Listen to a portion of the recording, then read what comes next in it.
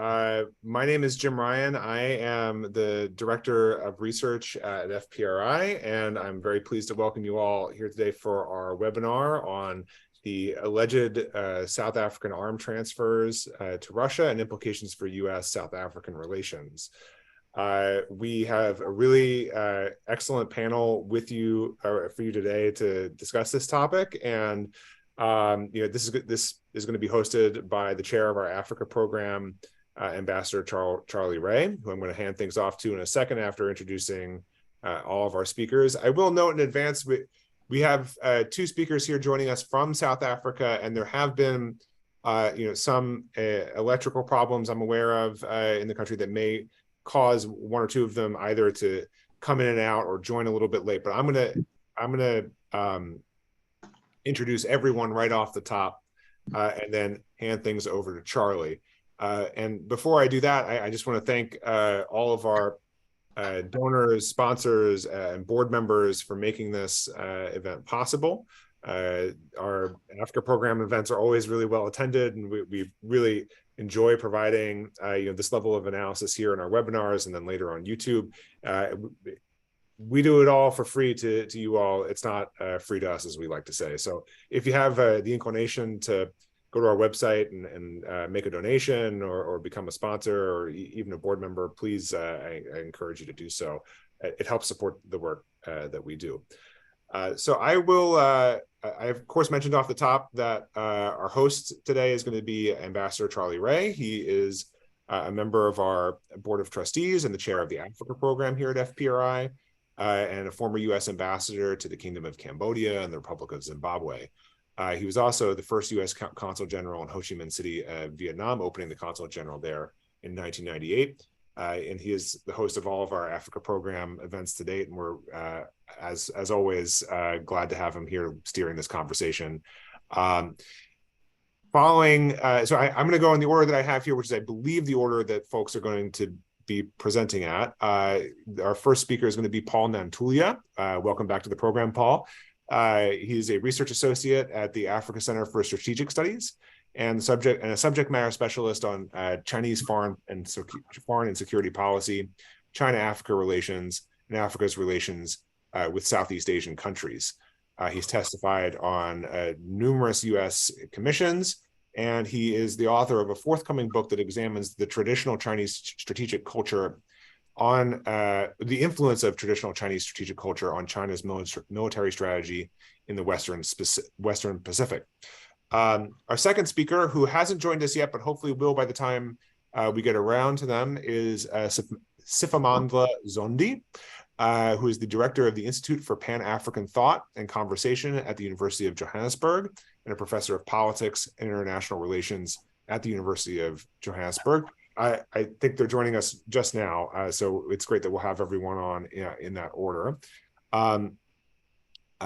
Following Professor Zondi is going to be Michael Walsh, a senior subject matter expert who regularly advises governments, humanitarian organizations, and think tanks on democracy, development, and security affairs.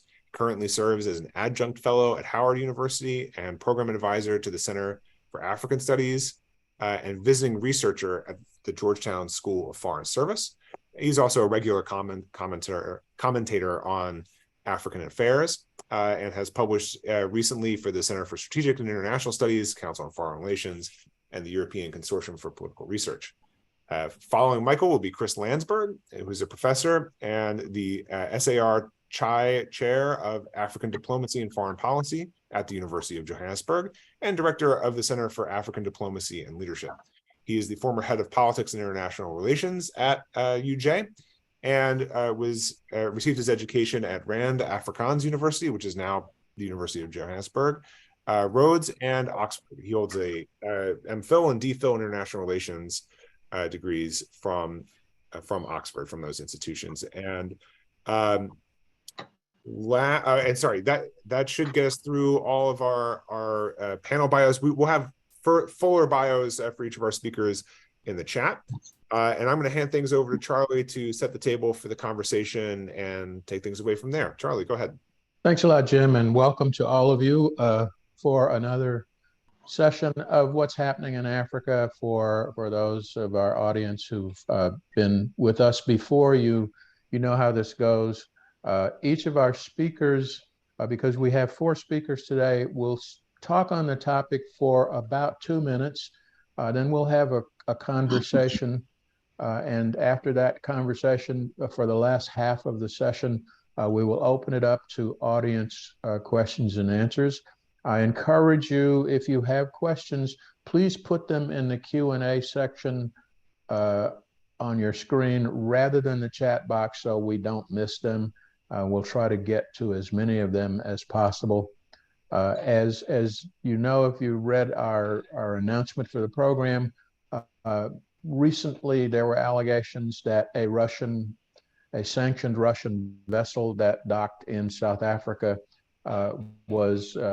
that arms in violation of the embargo were loaded onto that vessel. And I stress this is an allegation. We don't yet have proof of it, but what we hope to do in today's session with these 4 panelists, all of whom are experts in their field, is to discuss how this situation will impact U.S.-South Africa relations going forward.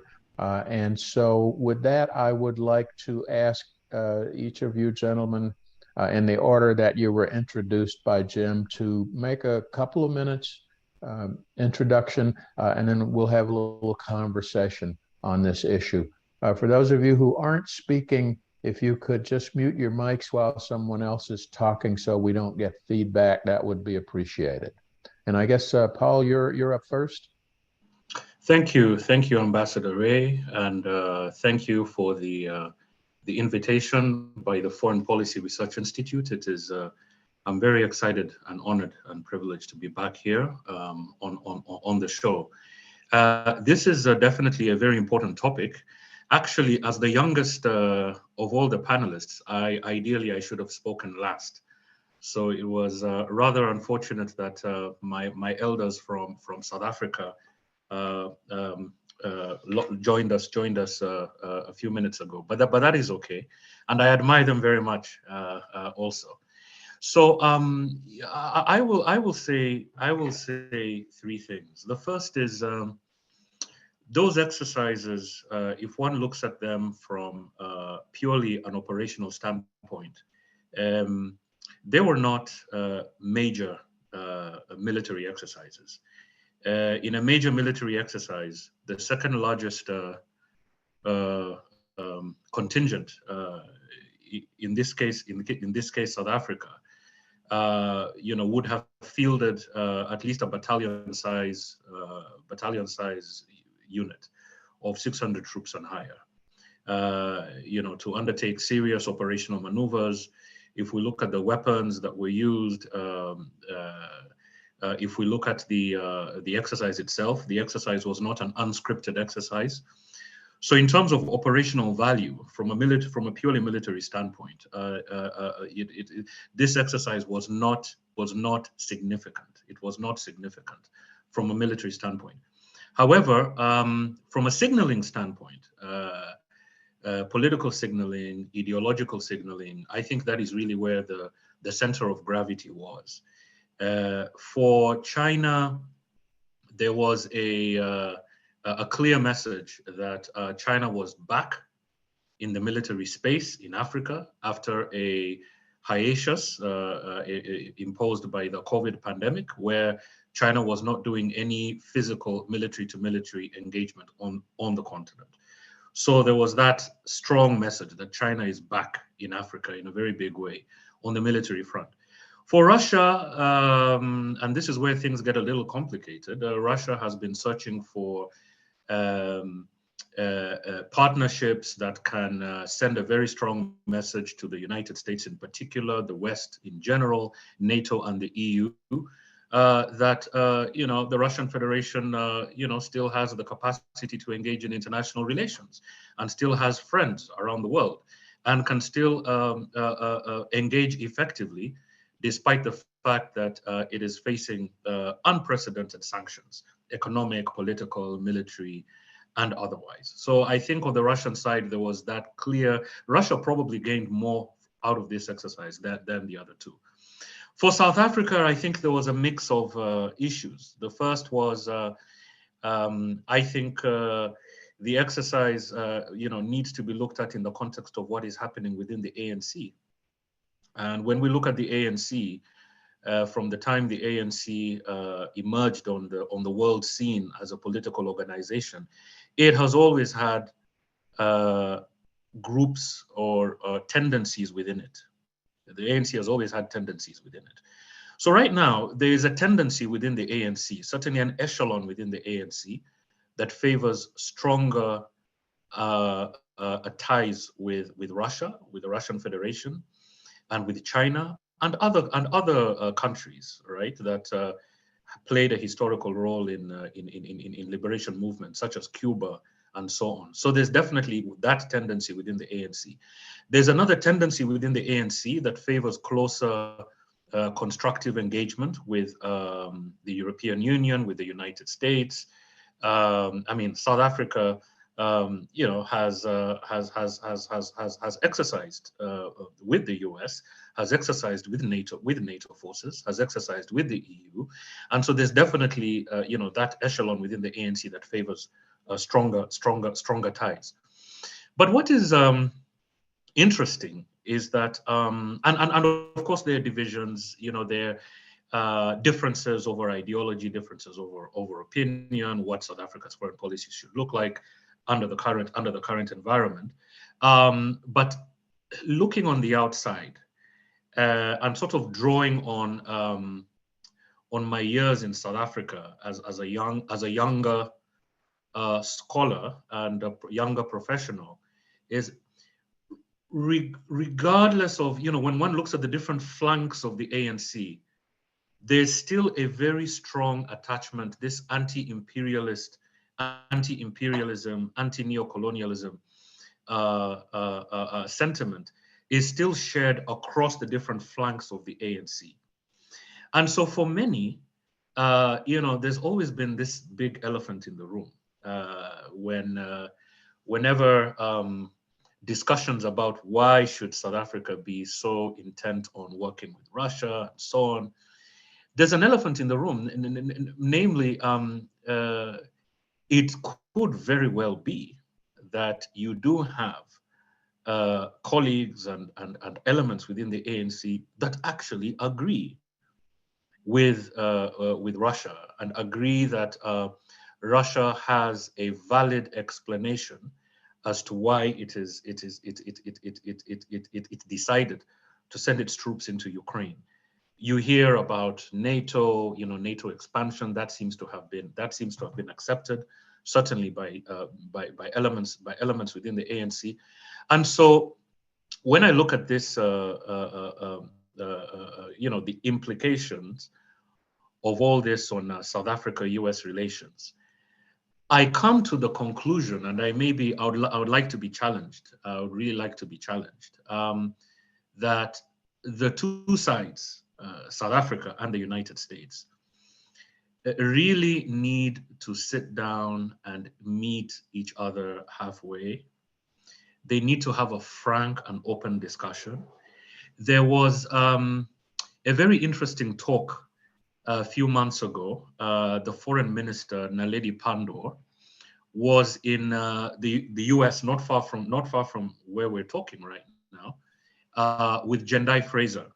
And they were having an open conversation. And that for me, it was so instructive because both, very strong women who know each other, who've worked together, articulated grievances that the United States has with South Africa, and grievances that South Africa has with the United States. And these grievances were discussed. Sometimes the conversation was heated. But I would say that there is a need for that kind of conversation by diplomats, the leaderships on both sides, because certainly these grievances, I think, if the relationship is really just left to the bland, customary, traditional bilateral diplomatic engagement, then I don't think those differences can be resolved or at a minimum understood. So I think there's a whole bunch of differences going back to the anti-apartheid era, going back to the history of the ANC, the history of South Africa. South Africa and the US have a very complicated history. And I think for me, the biggest takeaway from all this is the two sides really need to engage in a frank conversation. Otherwise, they'll just be talking past each other. That is where I'm coming from, but I would love to be challenged. So I think I've used slightly over 2 minutes, and I will allow my elders to weigh in. Thank you. Thank you, Paul. I've forgotten the order that Jim introduced you all in. I believe maybe Michael, were you next? I'm happy to go next. So I think that there's the narrow context and the wide context. And so I'll start with the narrow context and I'll go to the wide context. So when we talk about the actual incident, I think there's a couple of interesting things that came to mind as I watched this play out. From the narrow context perspective, what was focused on was very interesting. There were a number of things talked about during the press conference by the ambassador, who is a very honorable person and probably didn't come to that based on emotion. There was a thought that went into making those statements, but the statements came with emotion. And the statements covered more than an allegation of an arms transfer. There was also a discussion of the resolutions and, really the policy platform of the ANC with respect to the United States and with respect to Russia. And so I think that when we talk about this incident, we have to think about the narrow context and think about what we focused on, both as policymakers and practitioners, as well as the media, and how this has really played out and how it's been framed. So when I think about the narrow context, on May 6th to May 12th, the Assistant Secretary for Arms Control Verification and Compliance, Mallory Stewart, was traveling to Cape Town, Pretoria, and then on to Cairo. There's been allegations of Egypt also trying to make arms transfers to Russia. The ship that was involved in this incident had transited to multiple destinations prior to and after stopping in South Africa.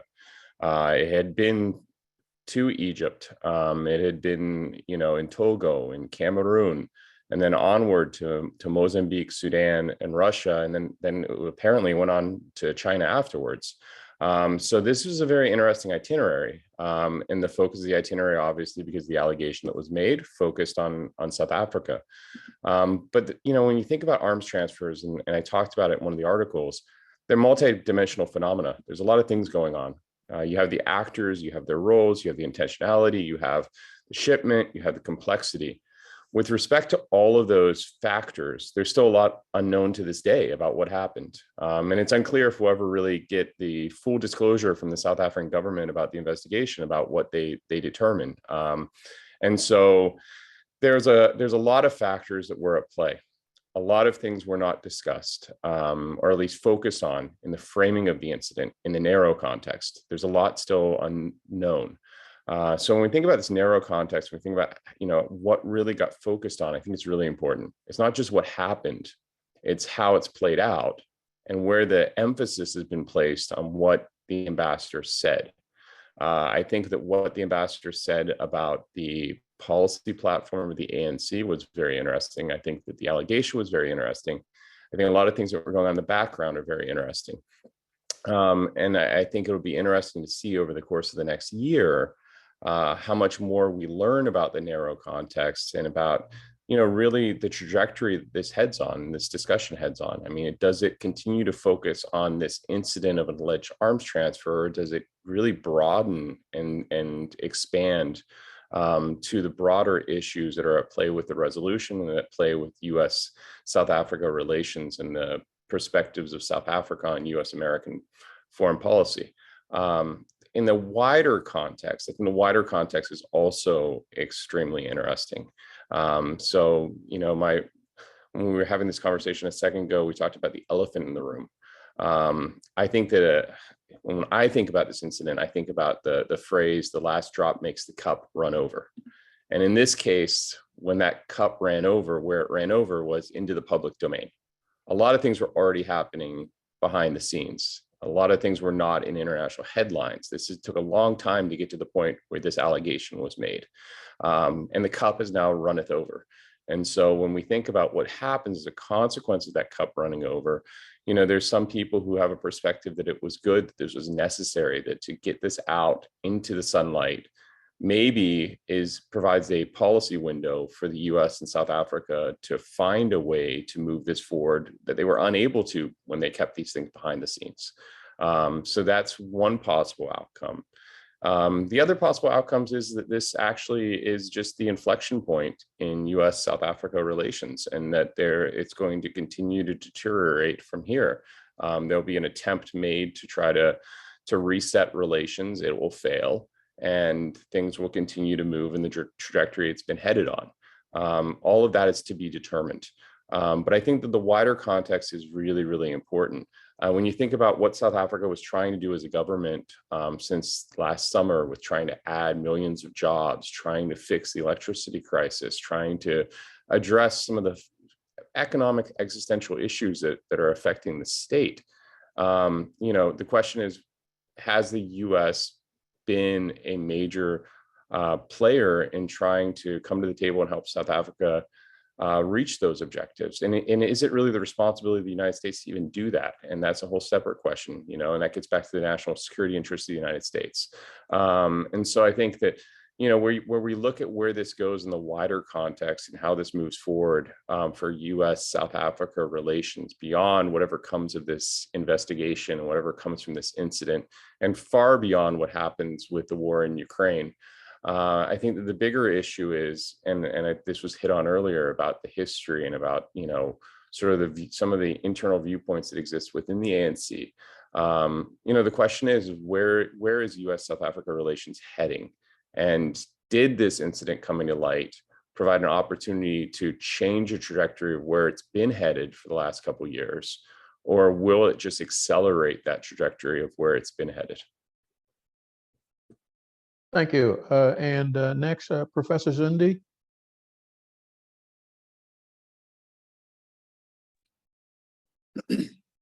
Thank you very much. I hope I'm audible.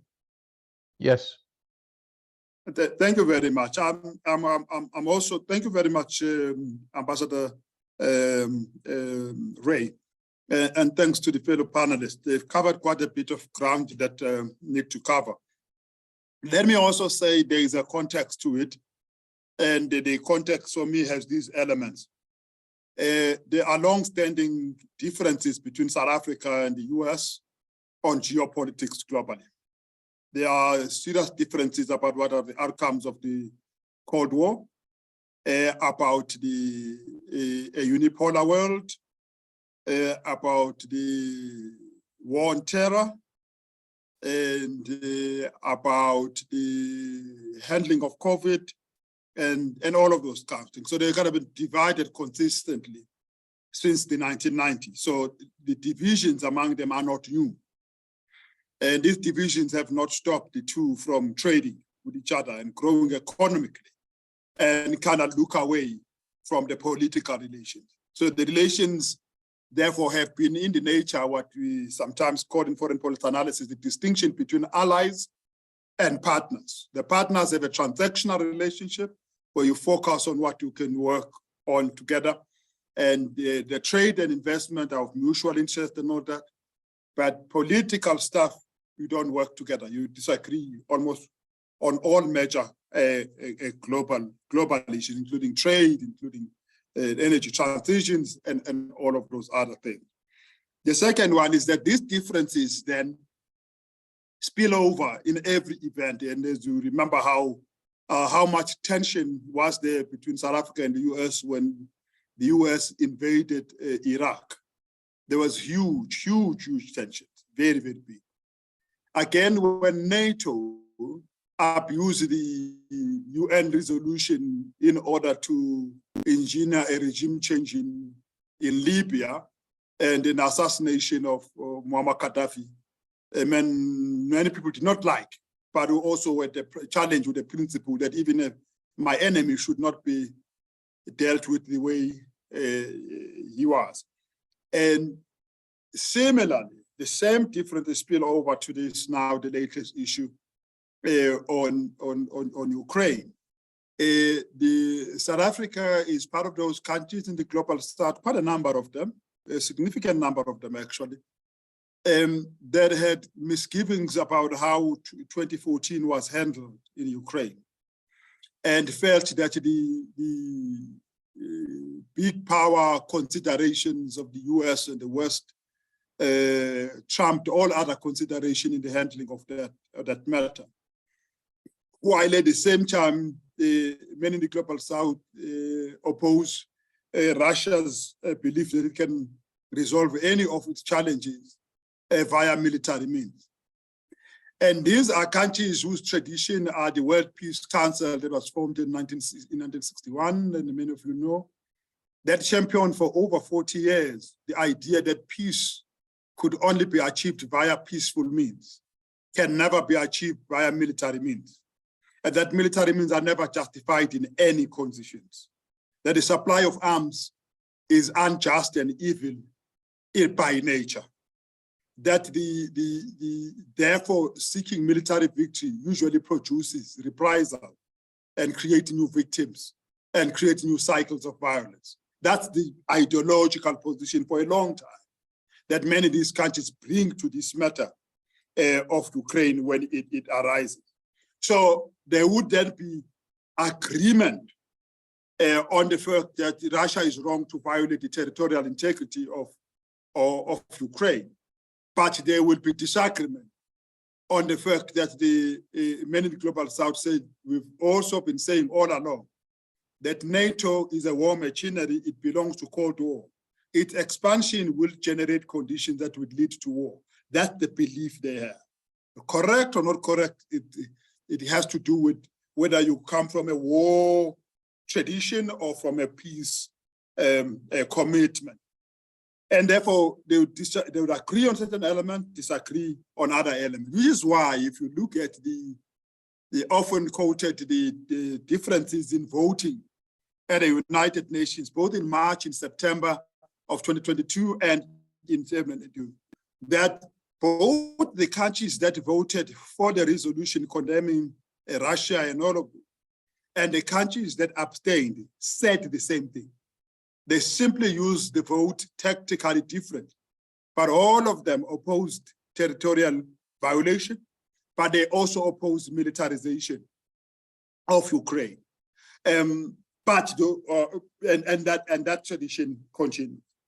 The third one, I've also mentioned the idea of a military solution and all that. And all. The fourth one is that in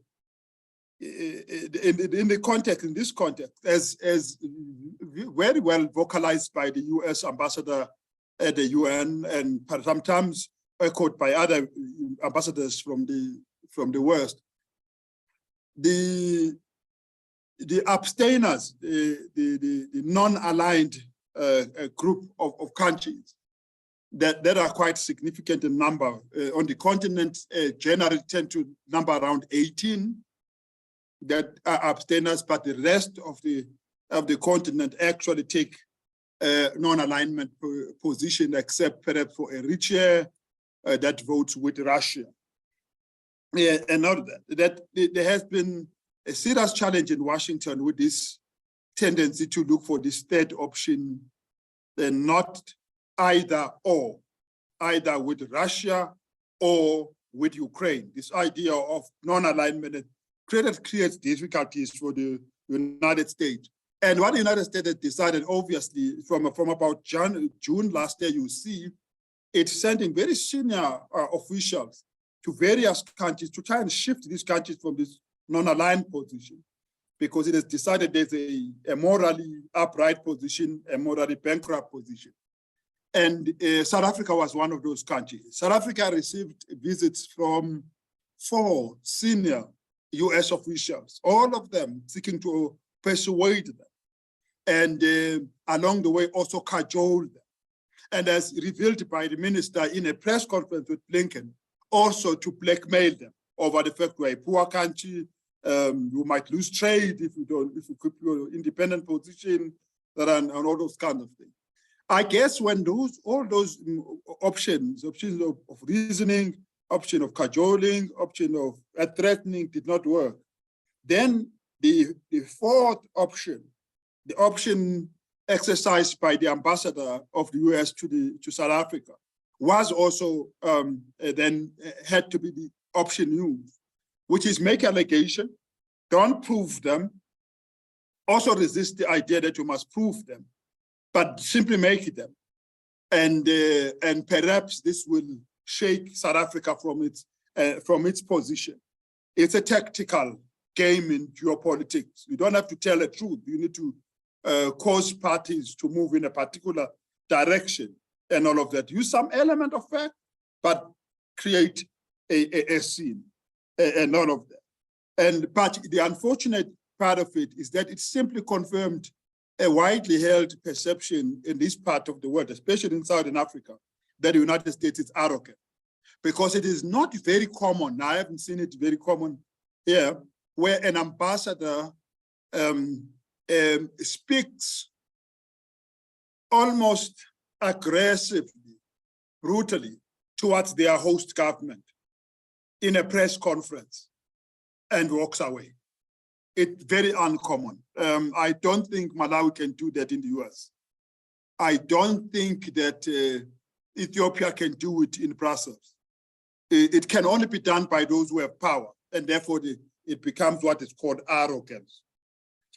So, and then the last part of the context for me is this, that as Mandela used to say in the early stages, and said it to George Bush directly and Tony Blair, you have no right to choose our friends. That was what we were saying. We decide to relate with all sides.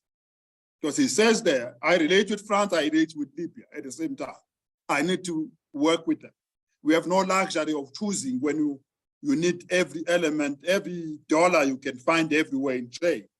And therefore, South Africa's foreign policy outlook has always been about balancing the opposites, always been trying to be friends with both sides and not approach the world on the basis of binaries that these are friends, these are enemies.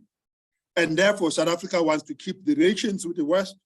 At the same time, it doesn't want to lose the relationship with the New East in this new Cold War that has emerged. And I think that's the context in which we should understand what is happening. And this then means that it's very important, again, to echo what Paul said earlier on, that South Africa and the US continue to talk and continuously talk so that they manage these inherent contradictions that are in there. But I don't think that it would lead to any capitulation, but it would lead to acceptance of differences, agreeing to disagree, but making sure that you kind of smoothen the rough edges in this position. We do not know whether the US would use its power and punish South Africa. In the kind of sense of readiness for that here, kind of preparing the society for that punishment.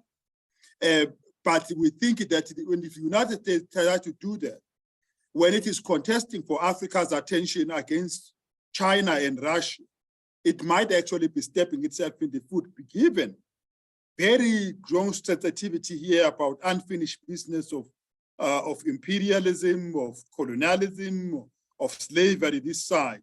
It might just stoke that anti-US sentiment on this part of the world.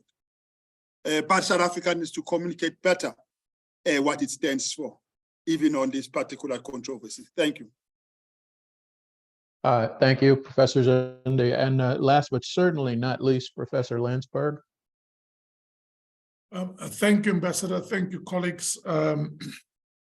A lot's been said, so let me try and make my novel contribution. So the NATO summit ended yesterday, And there's a very interesting comparison that was drawn by what the British Minister of Defense said in reaction to President Zelensky's almost like anger and frustration that he feels that NATO is not doing enough to accelerate the date for the accession. And many people said that diplomatically that was very untoward. And then we had an exercise that played itself out when the African leaders visited both Ukraine and Russia not so long ago, where an advisor then decided to enter the fray and spoke his mouth and said many things about the Western allies. And the British Minister of Defense responded and say, "You are actually utterly ungrateful.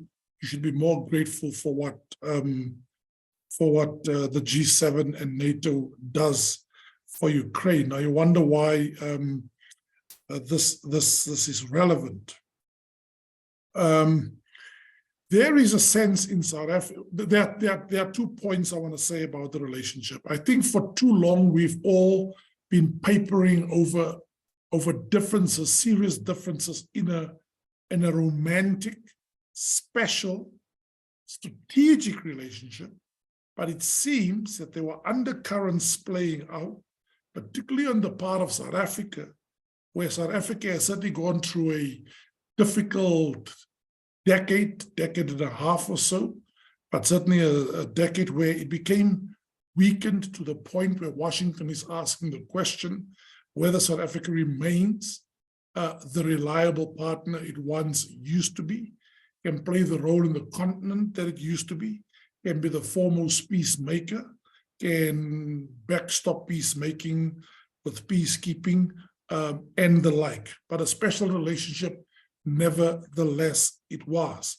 On the US side, I think there wasn't always enough appreciation by the US, and many of us, and some of us are frustrated about how nostalgically the African National Congress clings to one of the key goals in foreign policy that we all are aware of, and that is being loyal to and supportive of friends and allies, whether historical or current. There's a tenet in South Africa's foreign policy where those that were there for the African National Congress, and I stress the African National Congress, not the Republic of South Africa, the party, the regime that were there for them, that they will never dump them, they will never ditch them. On the part of South Africa's side, America feels not enough appreciation is shown for the role the US played both during the transition and after the transition in helping to bolster our young democracy post-1994. And there's this constant harping on the role that Henry Kissinger, Chester Crocker, constructive engagement, and the like play. So there's a dialogue that hasn't happened to understand where the two come from. Let me get to the question at hand today, the implications of Lady R. And I just want to add and almost build on a fascinating point that Michael made. There's an undercurrent which suggests that Lady R was not so much just the tipping point, but it was the alibi, the issue that gave the US the opportunity, the reason to now act on a relationship that they felt didn't deliver mutual benefits, or South Africa certainly didn't pull its weight. So in terms of the question, Ambassador Ray, I want to say this. I think the damage is already done. I think the implications are very serious. But what Michael said, and this is where I want to agree with Michael, I wouldn't be surprised if we're going to go from bad to worse as far as the relationship is concerned. Let me just throw in something facetiously here. So there is Lady R. Nobody disputes the fact that a ship docked in Simonstown naval harbor of all places, not Saldanha Bay, but Simonstown. Now that one holds specific strategic significance for all Western powers, Britain and the United States in particular. So why a civilian ship would go and dock there? That's the first question that raised the suspicion. So now there's the unanswered question: did we sell weapons, or didn't we, or did we transfer weapons, or not? But it's very key that I highlight that point. What Prof. Zondi said should not be underestimated, and Michael called it the emotive or emotional sense in which the ambassador said it. He threw in things with Lady R which revealed the deep sense of frustration. And I would agree with Prof. Zondi, and I wouldn't even underestimate what he said.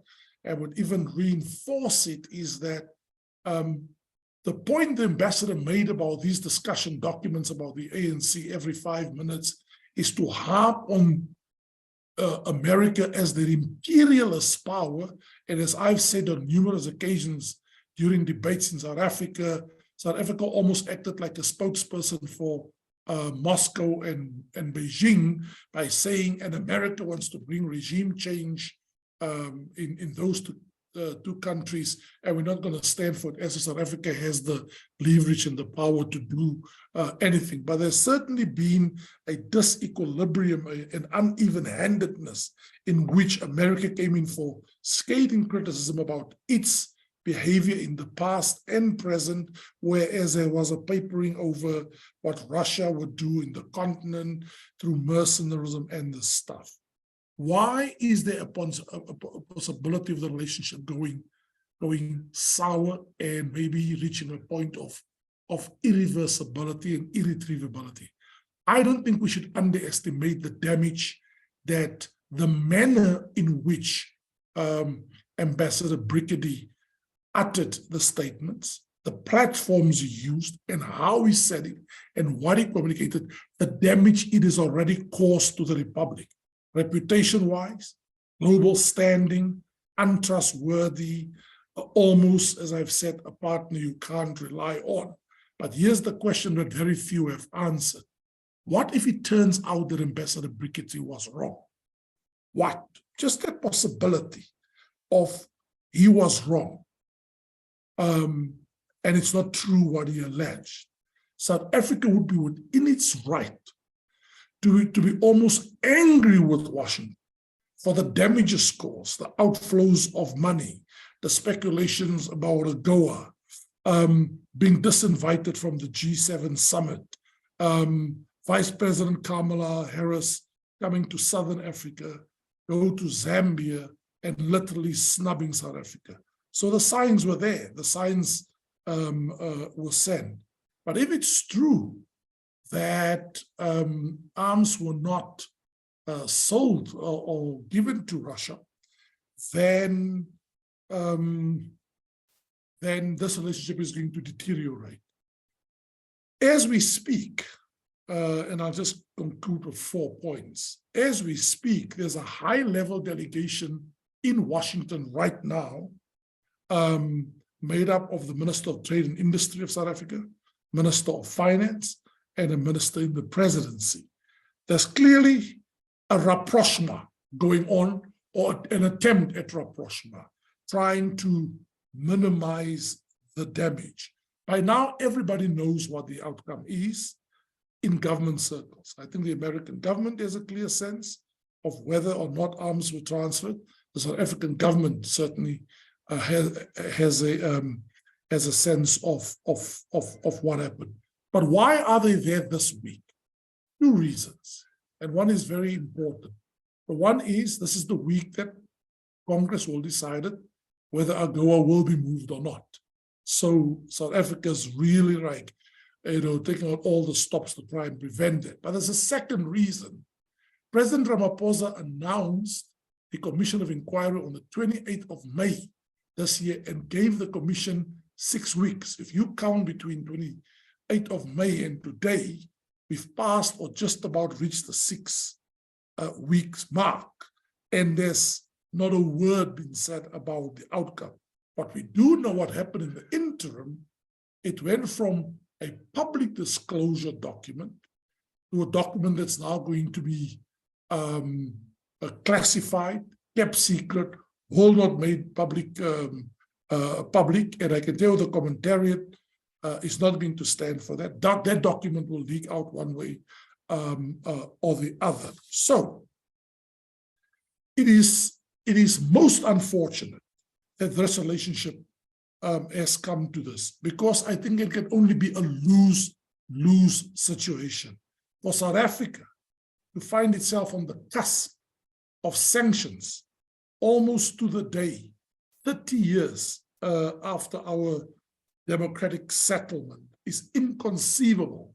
The last time South Africa was slapped with sanctions was, of course, by the US Congress vetoing President Reagan with the Comprehensive Anti-Apartheid Act.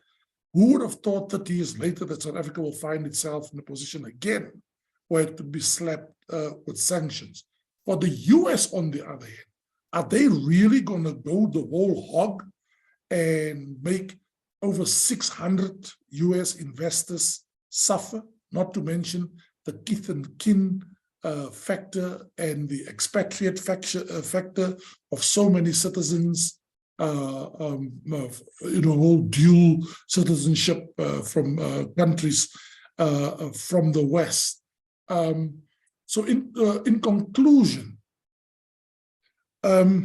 yes, there's need for a rapprochement, but here is the bedeviling point. South Africa joined BRICS almost the same month it was invited to join the G20 in 2010. There was a time when it was regarded as an element of great prestige for this country to engage the G8 countries in relation to the G8 Africa Summit, being invited to be Africa's only representative for the G20, join BRICS, become a member of BRICS, and just being able to play this fascinating stakeholder relationship and calibrated diplomacy. What has happened that South Africa's membership to BRICS has now become, for America, an unacceptable element? So, of course, the fallout with Russia over Ukraine, and the fact that America is so ambivalent about its relationship with China. On the one hand, it calls China enemy number one, and then 2 weeks after that, and Anthony Blinken flings to Beijing, followed by Janet Yellen, and the officials are just going and saying, no, we don't mean decoupling, we just mean de-risking. I end on this note. I think even if they could resolve and come to an understanding on Lady R and how it should be avoided in future, I think America has lost faith in the African National Congress as a party that can rescue itself at home, let alone playing a strategic game in global affairs. And that has a lot to do with it. Hence my point that Lady R was but just a, almost the alibi. But how's this for a question that I leave you all with? Here's all the furore about Lady R in South Africa, and yet Washington allows India and Brazil, 2 BRICS members, to buy oil and gas at reduced rates from Russia, also under sanctions, and sell those at even further reduced rates to European partners. Where is the equanimity? Where is the even-handedness? There's something else going on in the relationship, and it seems to me we're not being told the full story. And I advance to you that the weakness of the ANC has a lot to do with it, and the belief by America that the ANC can rescue South Africa. I think they don't have a lot of faith. But to go to the extent of treating the opposition Democratic Alliance Party as a proxy government in waiting, I think is another element that could just cause further damage to an already fractured relationship that can go from ambivalence to outright animosity and acrimony. Thank you. Oh, thank you, and thank you to all four of you, because this is such an interesting and in-depth topic, and you've all given us a lot to think about. We're not going to do our normal conversation with the moderator. We have questions from the audience, and in fairness, I'd like to get some of them to try and get answers to as many of those as we can before we run out of time. I'll start with this one very interesting question here. What would it take for the U.S.-South Africa relationship to deteriorate? It seems diplomacy is working, but if offenses continue to become public, is that a trigger for more overt public repercussions? Who would like to take a shot at answering that? Yeah, I think I will go if you don't mind. Look, that's a great question, and I think, as I mentioned earlier, and even Professor Landsberg has mentioned it in his contribution. I think there needs to. I think the two. Well, first of all, for instance, this panel itself, I think, is a beginning of that. It's a beginning of that process where different parts of the South African public, not just the ANC, not just the government, but the South African society as a whole, can begin to engage frankly and openly with counterparts in the United States. And I think this panel is just one of those. And I think there's need for that, because if we look back at South Africa-US relations at the very beginning, right, with the Mandela administration, there was, the chambers of commerce, there was the think tanks, the universities, the twinning programs, the Peace Corps. There was all-round engagement. Now, certainly the differences were there. Differences will always be there. The ANC is traditionally and culturally and ideologically anti-imperialist. And there has been for a very, very long time within the ANC a sense that the West, the United States, could have done much more in supporting the struggle against apartheid. Now, this is in the open, and I think even the American side understands this very, very well.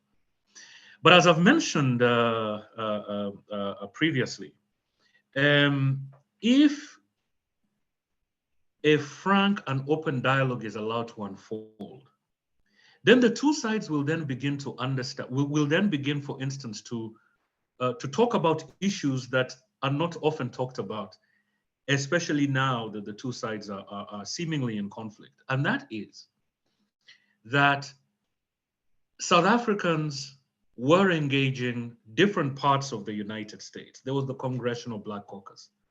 There was the United States Anti-Apartheid League. There was the South African Council of Churches and the United States Conference of Catholic Bishops. Okay, there was different civil society organizations, both in South Africa and the United States, that were engaged in dialogue. And at that point, I think differences were managed because there was an element of trust and confidence by both sides. And I think that kind of got lost along the way.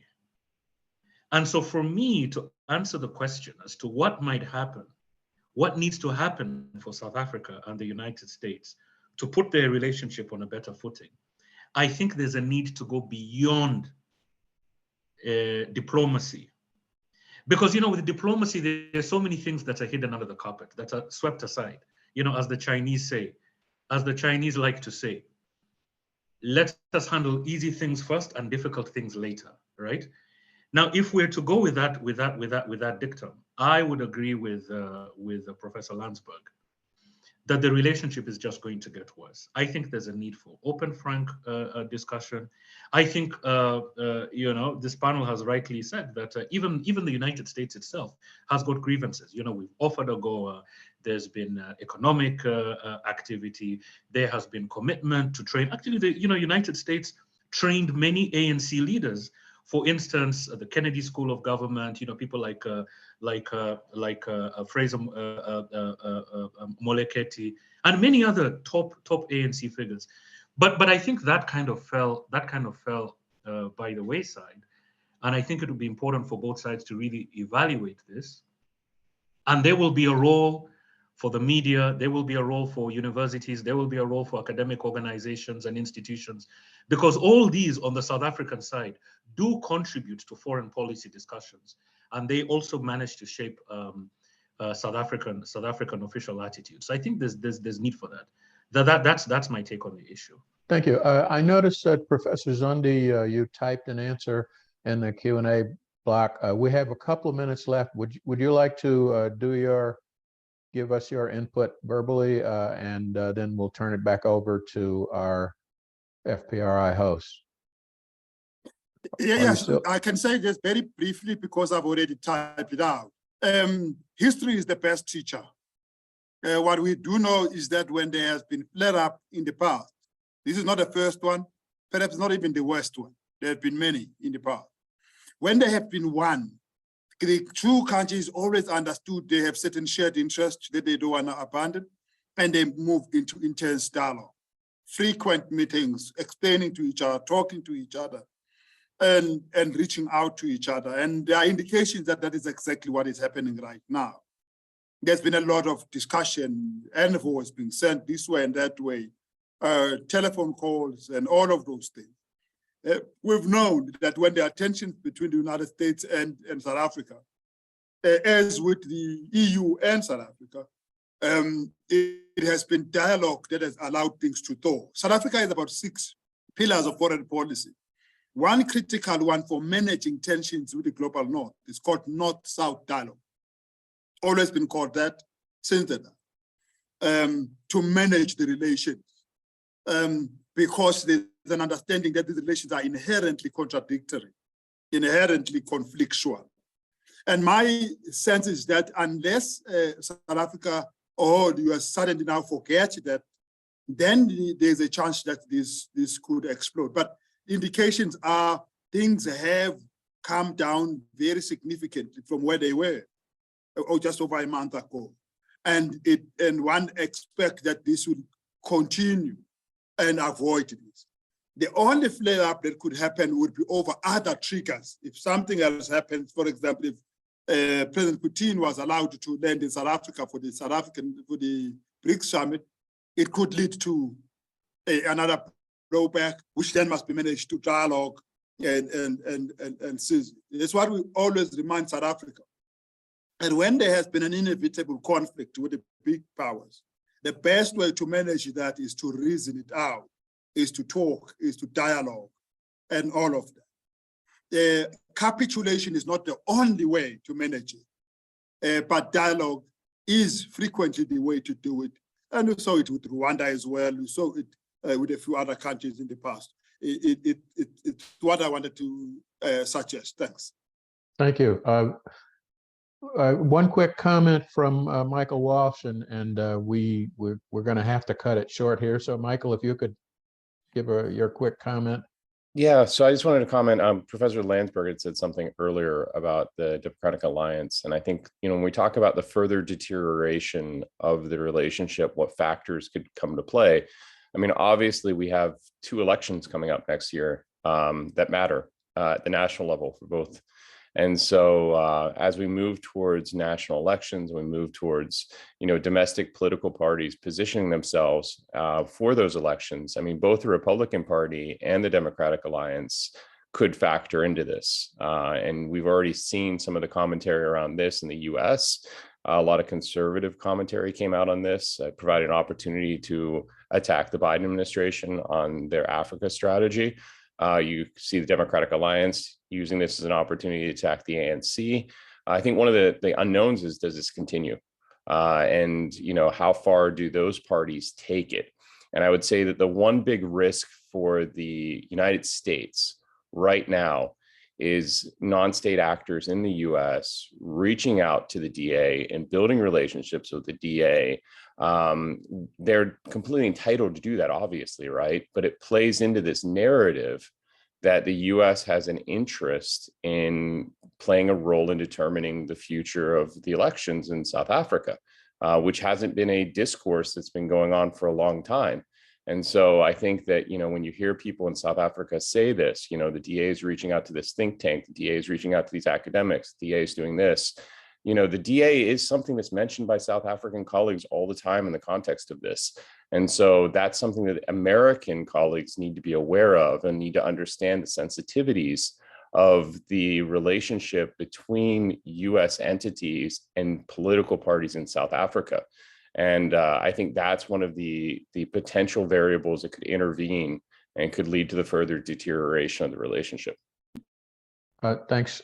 And Professor Landsberg, I noticed you had your hand up. If you have something very quick to say before we run out of time, your mic's out. There you go. Chair, it's almost like Michael took the words out of my mouth. And Mike, I'm going to say it with utmost humility that I think the point you make is so significant that you shouldn't underestimate it. Here's the irony, Chair, and let me be very quick in terms of your question. Whatever you want to say about Ambassador Bikity's actions and conduct, which quite frankly, in diplomatic terms, were rogue, right? The manner in which it was done.